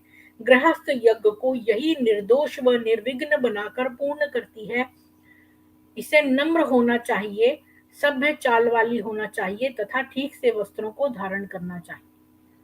तो यानी ये गृहस्थ युग की ब्रह्मा है और यही उसकी कर्ता धर्ता है, और इसे जो है किस तरह अच्छे स्वभाव का और अच्छे वस्त्र धारण करने वाली होना चाहिए। अब देखिए आप महाकाव्य, यानी कि हमारे महाभारत और रामायण ये हमारे महाकाव्य हैं, इसमें क्या एग्जाम्पल्स हैं। उद्योग पर्वा 190 का 18, अत्र सिद्धा शिवा नाम ब्रह्मणी वेदा परागहा। अ ब्राह्मण लेडी जो थी, जो शिवा के नाम की थी, वो स्कॉलर थी वेदास की और उसे मोक्ष प्राप्ति हुई।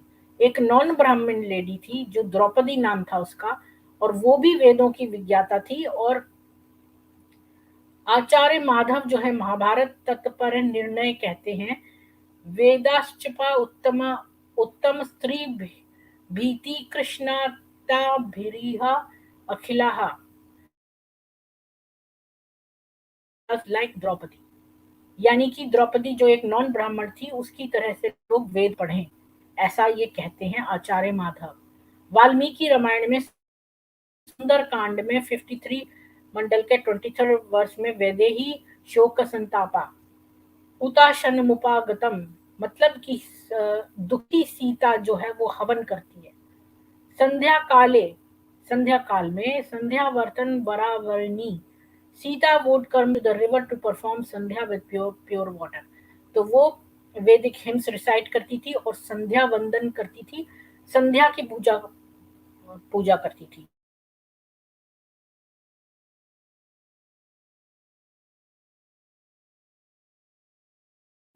और वाल्मीकि में 15-12 कहा है कि कौशल्य और केकई भी अग्निहोत्र करती हैं। तो ये तो मैंने पहले ही आपको दिखाया था कि कौशल्या का तारा और सीता करती थी, और इसमें केकई के बारे में भी दिया है और बाली की बारे में भी दिया है। ये रिपीटेड स्लाइड है। पुराण में विष्णु पुराण में 1 से 10 तक और 18-19, और मर्कण्य पुराण में 52 और ब्रह्म वैवर्ता पुराण में 14 से 65, इसमें भी दिया है कि विमेन जो है वो करती हैं वैदिक रिचुअल्स। अब Rigveda 1.146.3, yajaman performer of yajna and his wife are to equal sermonising the Vedas. तो इसमें कह रहे हैं कि जो जो पुरुष और स्त्री दोनों एक समान हैं जो कि वेद के रिचुअल कर रहे हैं। ये हम देखते हैं इस संस्कृत श्लोक से जो ऋग्वेद का है। इसमें दिया है, पति पत्नी को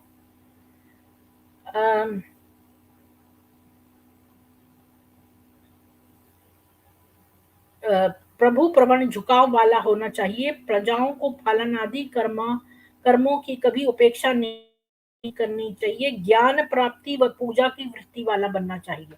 यानी दोनों एक समान है। और क्योंकि यहाँ मैंने इसमें भावार्थ में केवल अर्थ दिया होता है, हर एक चीज का अगर आपको अर्थ देखना है लिटरल ट्रांसलेशन तो ऊपर से पढ़िए। एक घर में पति पत्नी दोनों समान प्राणित करने वाले, वेद ज्ञान का उपदेश करने वाले, प्रभु की ओर मिलकर चलने वाले होते हैं। तो यही इसी से पता चल गया कि दोनों ही एक समान होते हैं और वेद ज्ञान का उपदेश करने वाले और मिलकर चलने वाले होते हैं। अब देखिए ऋग्वेद 1.72.5 के जो है जो स्कॉलर्स हैं वो यज्ञ अपनी बीवियों के साथ एक साथ करते हैं ब्लिस लाने के लिए। ये दिया है इसमें गृहस्थ पत्नी के साथ प्रभु का उपासन व पूजा करें, यानी कि गृहस्थ जो है अपनी पत्नी के साथ प्रभु का पूजन करें, अपने को निर्मल बनाकर हम प्रभु के हो जाएं, प्रभु के मित्र बनते हुए हम मित्र के संदर्शन में अपने को पापों से बचाने वाले हों। यानी अपने शरीरों जो है वो दोनों मिलकर जो है प्रभु की उपासना और पूजा करें, इससे भी पता चलता है। अब अथर्ववेद का तीसरे मंडल का 30th सूक्ति का 6वां श्लोक है कि जितने भी फैमिली मेंबर्स हैं उन सबको यज्ञ करना चाहिए और घर में खान पान सब साझा हो, मतलब सब मिलकर खाएं और सब मिलकर घर को अच्छा बनाने में हो और सब मिलकर प्रभु पूजन करें और अग्निहोत्र करें। अग्निहोत्र मतलब जो अग्नि का यज्ञ है, जो अग्नि का यज्ञ है उसको मिलकर करें। अब अथर्ववेद का 11वें मंडल का 5वें सूक्ति का 18वां श्लोक है। In this mantra of Brahmacharya Sukta, it is emphasized that girls too should train themselves as students and only then enter into married life. The Sukta specifically emphasizes that girls should receive the same level of training as boys.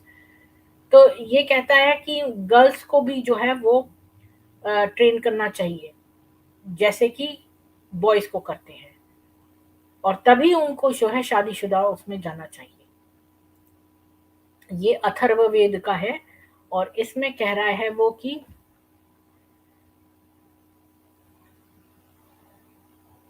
तो ब्रह्मचर्य के दीप्ति निर्दोषता व शरीर के अवयवों का ठीक से कार्य करते रहना ये लाभ है, अतः इसका महत्व स्पष्ट है। तो ये आपको बस यही एक ही उसमें अर्थ बता रहा है, पर अगर आपको डिटेल में पढ़ना है तो आप यहाँ देखिए कि जितेंद्रिय बनकर ब्रह्मचर्य के द्वारा जितेंद्रिय बनकर शरीर रक्षण के द्वारा कन्या एक दीप्त जीवन वाली युवा पति को रोग आदि बुराइयों से रहित व शक्ति आदि उत्तम गुणों से युक्त पति को प्राप्त करती है। यानी कि वो जितेंद्रिय है और जीवन दान देने वाली है और वो बुराइयों से रहित और शक्ति के आदि गुण युक्ति पति को प्राप्त करती है। और ब्रह्मचर्य के 2 लाभों का संकेत हुआ है यहाँ, यानी जीवन दीप्त बनता है और रोगादि से रहित। यानी कि अगर आप ब्रह्मचर्य पालन करते हैं तो आप रोग से भी अलग रहेंगे और जीवन भी आपका दीप्तिमान बनेगा। अब चलते हैं नेक्स्ट पे। अथर्ववेद का 14वें मंडल का पहले सूक्ति का 6वां श्लोक है। Parents should give their daughter intellectuality and power of knowledge when she leaves her husband's home, they should give her a dowry of knowledge. तो इसमें हमने देखा है कन्या की योग्यता ये है कि वह समझदार हो, उसका दृष्टिकोण ठीक हो, वह स्नेहपूर्ण दृष्टि वाली हो, वह मस्तिष्क के ज्ञान व शरीर से बलरूप कोश को लेकर पति ग्रह को प्राप्त हो। तो स्त्री कैसी हो? बहुत ही समझदार हो। और यहाँ वो ऊपर में देखेंगे कि ज्ञान व शक्ति का कोश हो, ज्ञान व शक्ति ही इसका कोश है। ज्ञान दीप्तिक मस्तिष्क, तो ऐसा मस्तिष्क उसका हो जो ज्ञान से हो, क्योंकि उसी से उसे ज्ञान और शक्ति मिलेगी और उसी को लेकर वो पति के घर में जाए। अथर्ववेद के 14वें मंडल का पहले सूक्ति का 20वां श्लोक है। O wife, give us discourse of knowledge, the bride may please everyone at her husband's home through her knowledge and noble qualities. तो ये कहता है कि गृह पत्नी के लिए आवश्यक है कि वे सब इंद्रियों को वश में करके चले तथा सबसे समझदारी से बात करें। तो यहाँ पर भी स्त्री का जो है बहुत एजुकेटेड होना, ज्ञानपूर्वक और समझदारी से कार्य करने वाली हो, यानी वो ज्ञान युक्त हो। इसी से वो अपना घर ठीक से चला पाएगी और सबसे समझदारी से बात कर पाएगी। अथर्ववेद 7.4 7.1 कहती है, O woman you are the keeper of knowledge of all types of actions. तो इसमें आप देखेंगे कि अद्भुत रूप से कार्य कुशल, ज्ञानपूर्वक कर्मों को करने वाली पत्नी इस गृहस्थ यज्ञ में धन का ठीक प्रकार से नियमन करती हुई हम वीर संतानों को प्राप्त कराए। यानी कि अब ऊपर देखिए तो आपको यहाँ ठीक से पता चलेगा कि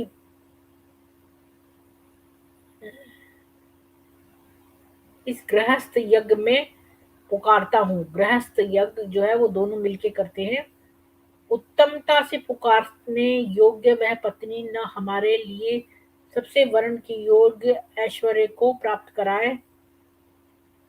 तो जो अगर वो योग्य स्त्री होगी तो उससे घर में संपन्नता आएगी, और अगर वो ज्ञान पूर्वक कर्म करने वाली होगी तो गृहस्थ यज्ञ का धन ठीक प्रकार से नियमित कर होगा।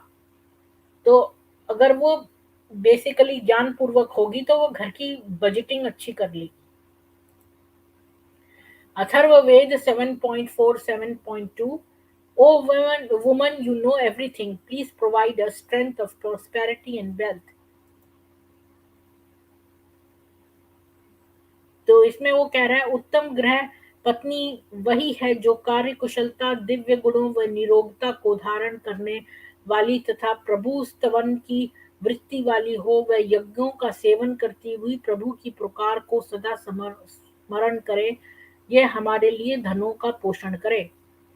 यानी कि ये वही चीज दोबारा से रिपीटेड है कि यहाँ पर उत्तम पत्नी कौन है, जो बहुत ही कार्यकुशल हो, दिव्य गुणों से युक्त हो, निरोगता हो और ज्ञान ज्ञान वर्धक हो, और वो प्रभु को मानने वाली हो और यज्ञों का सेवन करती हो, यानी यज्ञ करती हो और प्रभु को स्मरण करे, और इससे ये हमारे धनों का भी पोषण करे।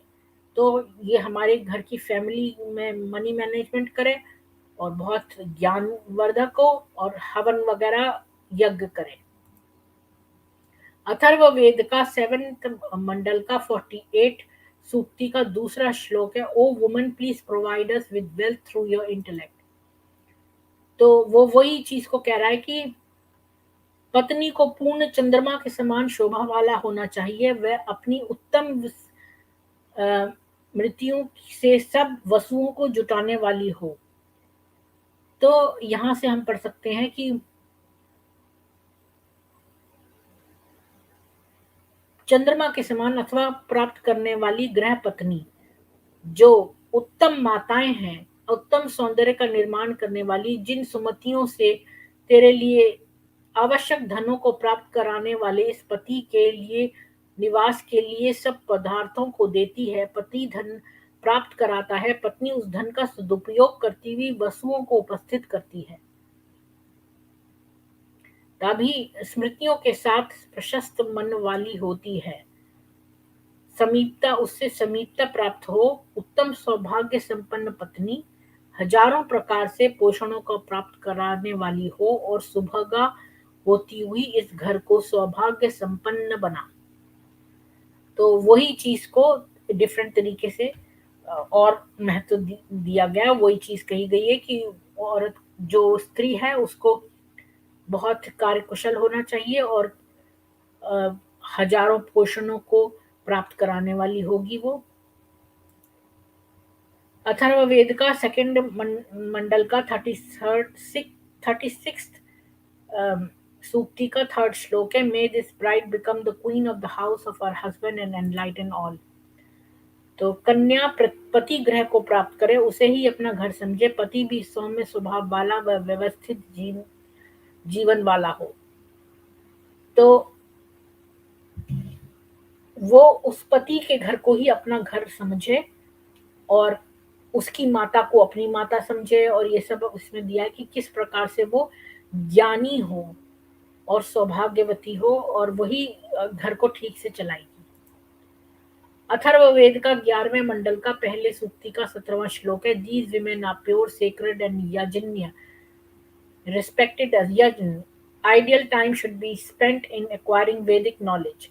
This provide us with subjects, animals and food. मतलब कि जो उनके पास खाली समय हो उसमें वो वेद की विद्या ग्रहण करें।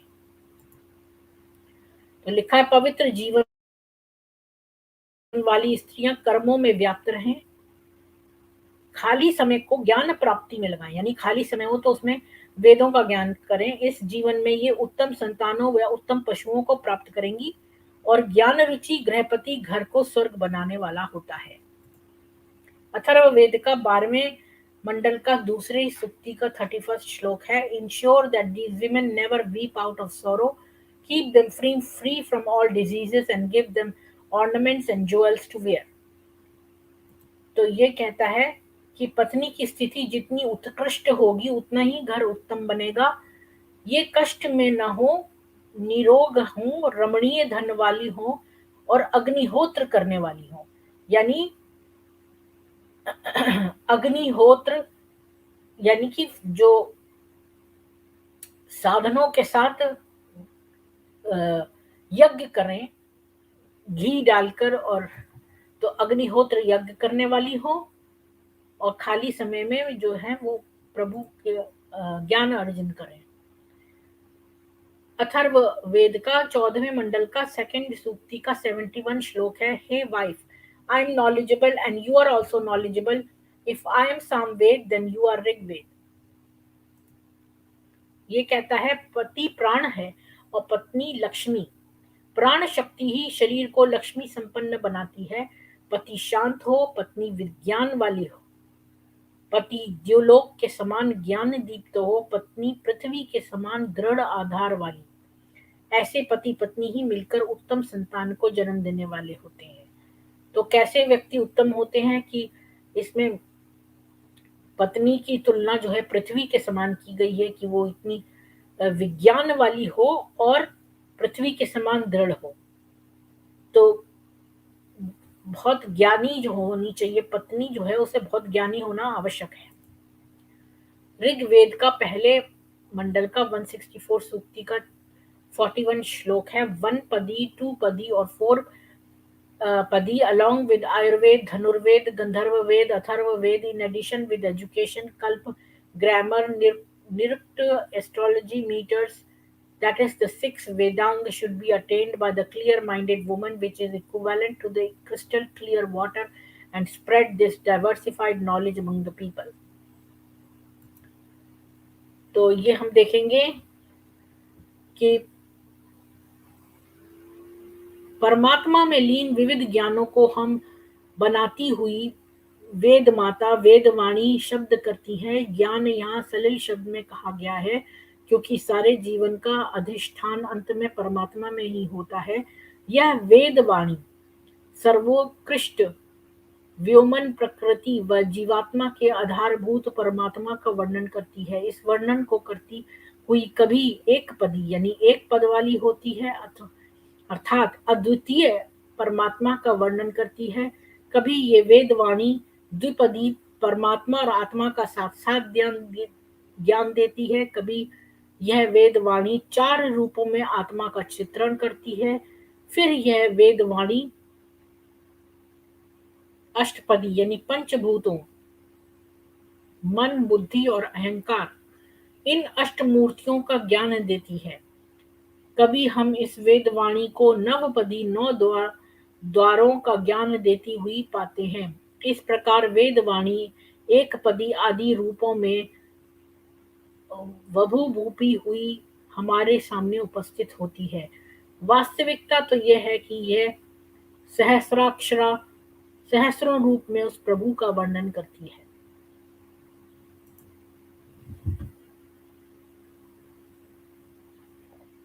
तो ये कुछ साइट्स हैं जहां पर मैंने ये लिया है।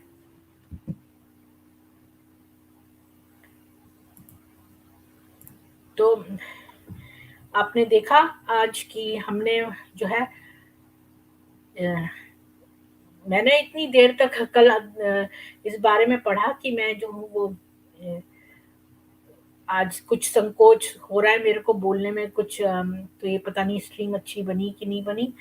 पर मैं यही बताना चाहती थी कि हमने पहले स्टार्ट किया कि वेदों में कैसे जो है हमारे सारे ईश्वर जो हैं वो देवियाँ हैं और वो महिलाएँ हैं, स्त्रियाँ हैं।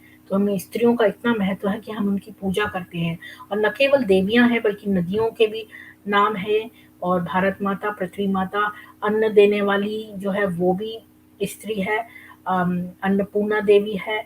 और फिर हमने देखा कि आदिकाल में जो है कितनी सारी जो है विमेन जो थी वो साध्वी बनी, संत बनी, और फिर मिडीवल टाइम की जिन्होंने शास्त्रार्थ किया, वेदों का शास्त्रार्थ किया। और ये उपनयन जो संस्कार है वो एक बच्चियों को भी दिए जाते हैं, वो भी वेद पढ़ती हैं, और वो उन्होंने कितना शास्त्रार्थ की वो ज्ञाता हो गई, और कितनी सारी युवतियों का मैंने शास्त्रार्थ का एग्जाम्पल्स दिखाया है। और फिर मैंने आपको बाद में बताया कि ये मॉडर्न टाइम में भी कौन-कौन से संत हैं और अभी कौन से हैं, और जो हमारे महाकाव्य हैं रामायण और महाभारत उसमें भी कौन-कौन जो है वेद पढ़ती थीं, जिसमें कौशल्या, कैकेयी और तारा और सावित्री और सती और ये सब, और सीता, ये सब थी। और कैसे यज्ञ जो है वो स्त्री के बिना संभव नहीं है, और दोनों कैसे गृहस्थ आश्रम के ऋग्वेद के मैंने बहुत सारे और अथर्ववेद के श्लोक दिखाए, जिसमें कि हमें बताया गया है कि यज्ञ जो है वो स्त्री के बिना अपूर्ण है, और वो जो है दोनों समान है, पुरुष और महिला जब वो यज्ञ करें मतलब पति पत्नी दोनों समान हैं, और वो कैसे अग्निहोत्र करें, और पत्नी के मर जाने पर आदमी कैसे नहीं यज्ञ कर सकता, और कितनी सारे जो ग्रंथ हैं जो जिनके नाम ही स्त्रियों के हैं, और कितने सारी साधनियाँ उनको डेडिकेटेड हैं, कितनी सारी आचार्य हैं जो कि जो इनका निरीक्षण करती हैं, इन वैदिक रिचुअल्स का, और इन इन यज्ञों की जो है वो सुपरिंटेंडेंट होती हैं। और फिर सारे श्लोक हमने देखे, तो अब ये कैसे कोई कह सकता है, और यहाँ तक कि डेथ राइट्स में भी विमेन इन्वॉल्व हैं, और वो वेदों का मंत्र का उच्चारण करते हुए डेथ राइट्स होते हैं, और वो भी विमेन करती हैं। और क्या कोई मजहब ये कह सकता है कि उनके मजहब में जो है वो औरतें जा सकती हैं डेथ राइट्स में? तो हमने जो विमेन को न केवल देवी समझा है, हम जो वेद हम गायत्री मंत्र जो कहते हैं वो वेदों की माता है। और इसी के साथ मैं जो है ये अपनी स्ट्रीम जो है समाप्त करती हूँ, और HVUCC भारत और आपको भी शुभ दीपावली।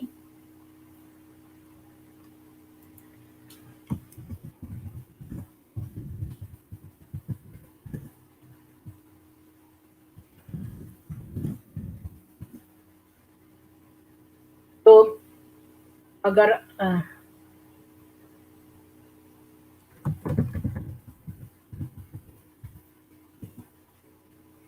अगर आपको भी ये इसमें आना है, शेयर होना, मेरे साथ चैट करनी है, तो आप आ सकते हैं। मैं 1 मिनट वेट करूंगी।